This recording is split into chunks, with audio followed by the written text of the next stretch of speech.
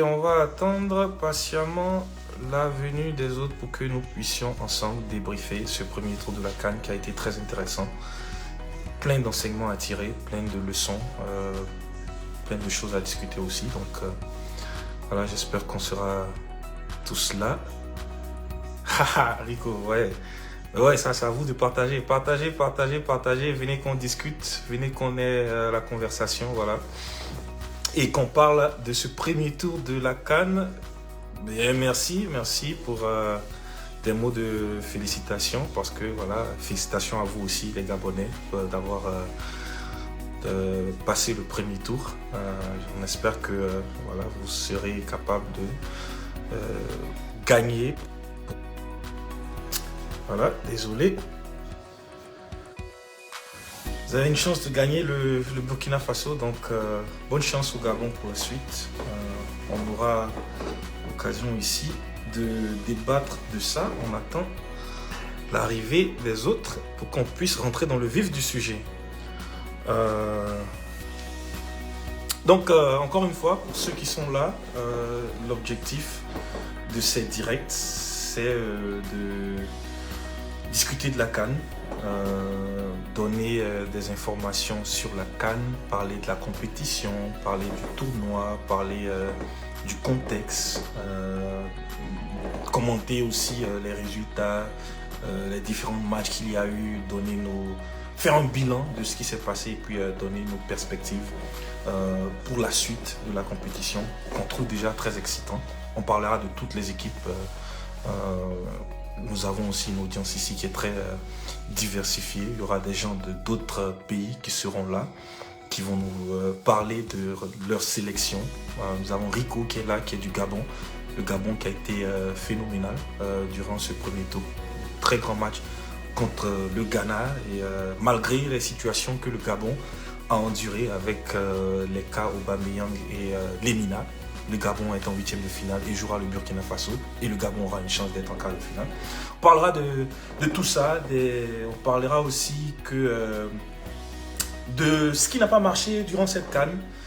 Je pense qu'il est important qu'on sache le problème qu'il y a eu avec les restrictions sanitaires qui ont empêché le public de venir au terrain. Le prix des tickets, ça c'est des choses qu'on doit en parler parce que dans le futur, la prochaine CAN sera en Côte d'Ivoire. Il faut qu'on tire des enseignements pour que le public vienne, parce que le Cameroun c'est un grand pays de football, mais c'est quand même malheureux de voir que les matchs se jouent dans des stades vides. Un grand pays de football comme le Cameroun, on regarde les matchs, même quand le Cameroun joue, il n'y a personne au terrain, c'est vraiment frustrant.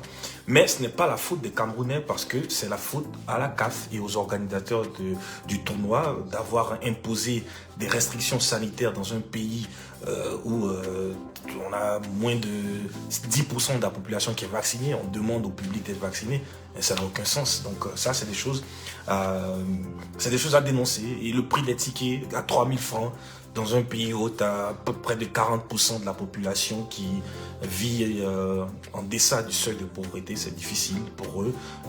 Parce que voilà, si tu as 40% de la population qui est incapable ou qui a juste $1 par jour, tu ne peux pas espérer que ces gens-là aient près de $6, parce que 3000 francs CFA, c'est près de $6 pour aller regarder un match de football. Donc ça, ce sont des contraintes, des difficultés qu'il faut adresser, il faut réfléchir et puis voir comment on peut trouver des solutions. Raoul qui est là de la Guinée équatoriale, salutations à toi au passage, félicitations pour la qualification de la Guinée équatoriale au second tour. Congratulations to Equatorial Guinea for making it to the round of 16. You guys play well. The first game you had against Ivory Coast was great. We were lucky to beat you guys, but when I watched what you guys were capable of doing, I knew that you were ready to go far. We saw what you did against Algeria, and you confirmed against Sierra Leone. So that was great. So I wish you guys all the best, and I know that you'll be able to do something big. So good luck to Equatorial Guinea. You have a chance to do something, even though Mali is a great team in the way they move the ball. They have great players, but I definitely think that Equatorial Guinea have a chance to go through. Ahmed, ça c'est la session en français. On a eu la session en anglais sur Instagram. Je m'exprimais en anglais pour notre ami équato-guinéen Raoul. J'espère qu'il a compris le message et bonne chance à lui aussi. Soum qui dit j'aime bien Ghislain Koné, moi aussi je l'ai aimé, c'est l'une des révélations de cette CAN. Mais c'est pas vraiment une révélation pour nous Ivoiriens qui suivons le football parce qu'on le voit depuis maintenant quelques années, très efficace à son poste latéral gauche. Il a été incapable de jouer la CAN 2019 parce qu'il était blessé. Il nous a manqué sur ce couloir gauche parce que son remplaçant, Wonlo Koulibaly, n'était pas vraiment à la hauteur, il était vraiment faible. Et là, on a un latéral gauche de métier qui nous rappelle Arthur Boka. Moi, j'aime bien ce garçon, Conan, qui est toujours dans l'initiative, qui est toujours percutant, toujours offensif, qui entreprend. J'aime des joueurs de la sorte et c'est une très bonne pioche. Je le suis souvent dans le championnat français à Reims. Je trouve que c'est un très bon latéral. Et j'espère qu'après cette CAN, il aura un club à la hauteur de son talent parce que c'est un joueur très prometteur. Raoul parle très bien français, ça je ne savais pas.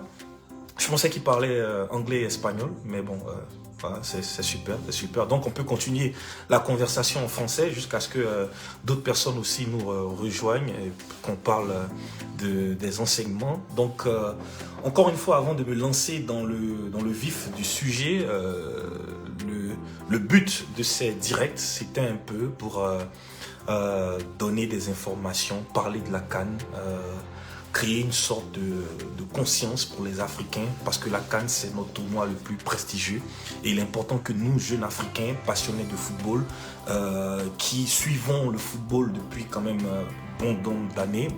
Personnellement, pour moi, je suis le football depuis bientôt 25 ans, donc je suis au contact de ce sport. Je le pratique souvent, donc je comprends les règles, je suis, et ça me fait plaisir en tant qu'Africain de parler de mon continent, de parler du tournoi le plus important de mon continent, pour que nos autres amis sachent qu'en Afrique, quand même, il y a du talent, et en Afrique, nous avons les moyens aussi d'avoir une compétition. Cette compétition a trop été, pour moi, elle a été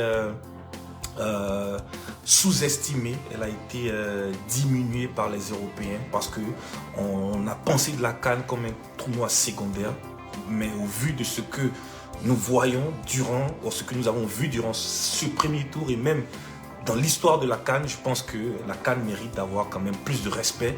Il faut que les clubs européens, il faut que les journalistes européens, les entraîneurs européens donnent du crédit à cette compétition de la même façon dont ils traitent leur compétition, l'Euro, ou de la même façon les Sud-Américains ou les Européens donnent de l'importance à la Copa América. Je pense que la CAN mérite aussi du respect. Donc c'est dans cette optique-là que je pense que nous, jeunes Africains, nous devons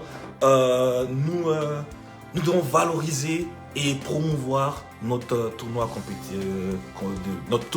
majeur, parce que la CAN c'est le tournoi majeur des Africains. Donc voilà.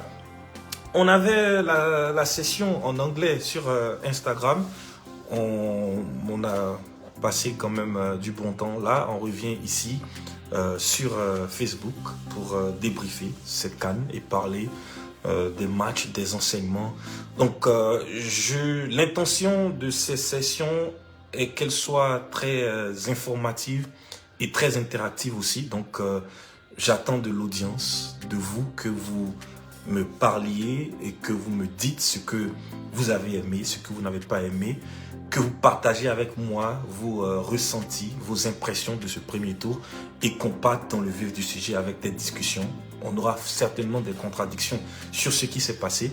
Et avant de commencer ou d'entrer dans le vif du sujet, je pense qu'il est très important de donner une petite historique de ce que c'est que la CAN pour ceux qui ne suivent pas le football, ou ceux qui ne connaissent pas, qui ne comprennent pas le football, qui savent de quoi il s'agit. La CAN, c'est le tournoi compétitif majeur du football africain qui existe depuis maintenant 65 ans. La première édition de la CAN a eu lieu en 1957, c'était au Soudan. Et la première équipe qui l'a gagnée, c'était l'Égypte. Et l'Égypte qui, à ce jour d'aujourd'hui, reste l'équipe qui a le plus de trophées de CAN, avec 7 CAN remportées. Vous avez après l'Égypte le Cameroun qui a 5 CAN remportées. Vous avez, suivant le Cameroun, le Ghana, 4 CAN remportées. Le Nigeria, 3 CAN remportés et vous avez la Côte d'Ivoire, l'Algérie qui ont 2 CAN remportés. Donc cette édition 2021 de la CAN, elle est la 33e, si je ne me trompe pas, de la CAN. Donc il y a une certaine constance et régularité de la compétition qui fait qu'elle attire du monde, de la passion tout au long du continent. Et cette compétition, elle est disputée par les équipes nationales des 53 nations que compose le continent africain. Ces nations vont s'affronter dans des éliminatoires avant d'arriver en phase finale. La première édition de la CAN en 57 se jouait avec 3 équipes. De 3 équipes, on a évolué à 8 équipes. De 8, on a évolué à 12. De 12 à 16. De 16, aujourd'hui, on est à 24. On a 24 et bon, voilà. Avec le temps, peut-être qu'on sera à 32 aussi parce que nous avons un grand continent avec assez de pays qui sont là et qui méritent aussi de participer à la CAN. Le bien fondé d'avoir une CAN avec plusieurs équipes, on l'a vu ici, c'est de permettre à des équipes comme les Comores, comme la Gambie, comme la Guinée équatoriale de participer et de faire des prestations plus qu'honorables.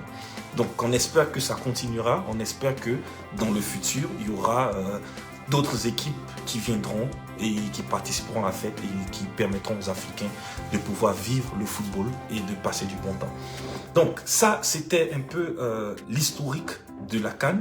Maintenant, on va parler du contexte de cette CAN au Cameroun, qui a été très difficile parce que d'abord, il y a la FIFA, les clubs européens qui mettaient la pression à la CAF pour un report de la compétition. Donc, avant le début de la CAN, on se demandait est-ce que la CAN aura vraiment lieu parce que les clubs européens sont quand même, il y a un gros contingent de joueurs africains qui jouent en Europe et les pressions qui sont là avec l'ECA qui est l'association des clubs européens qui mettait la pression sur la FIFA pour que la CAN soit reportée.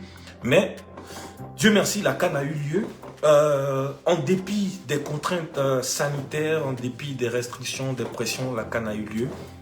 Ça n'a pas été du tout facile pour certaines équipes qui n'ont pas eu leurs joueurs pour faire la préparation de la CAN.